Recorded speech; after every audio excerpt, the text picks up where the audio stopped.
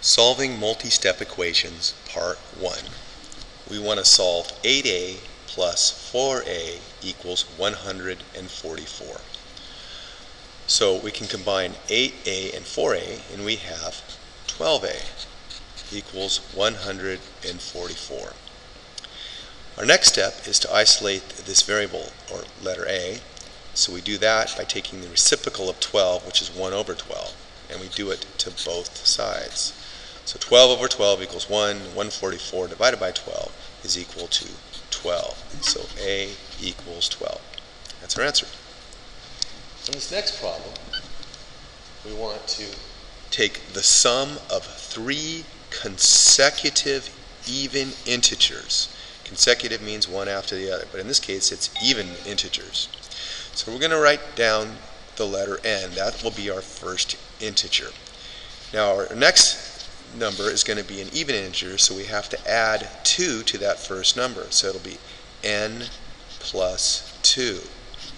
And we have to get our third number, so that'll be n plus 4, because we're going to add, we want to have 3 consecutive even integers. And all this is equal to 60. So that's how we set the problem up.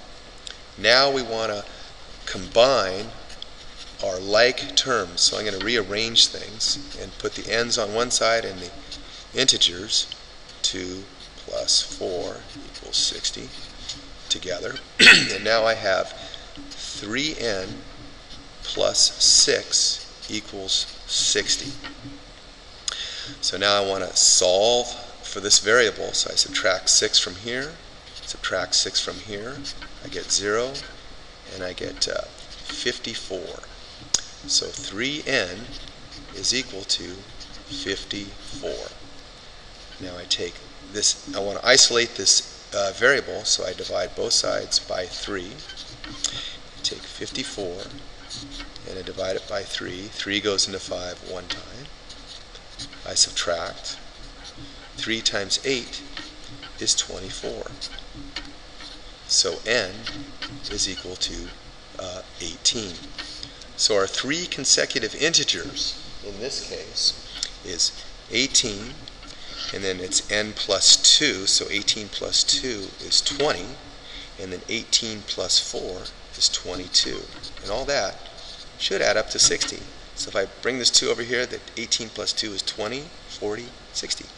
That's our answer. Okay, on this last problem, we want to solve n minus 2, n times the quantity n minus 3 times the quantity n minus 2 equals 36. So we got to do the distributive property first. So we're going to distribute this 3 to here, and we're going to distribute it to this negative 2 here. So this becomes 3n. 3 times a negative 2 is negative 6 equals 36. I want to add 6 to both sides. Okay, this becomes 42. This becomes 0. So 3n is equal to 42. So I want to isolate this variable, so I divide both sides by 3. So I take 42, divide it by 3. 3 goes in there once. I subtract. Here's 12, excuse me, 4. 3 times 4 is 12. So n is equal to 14. And that's our answer.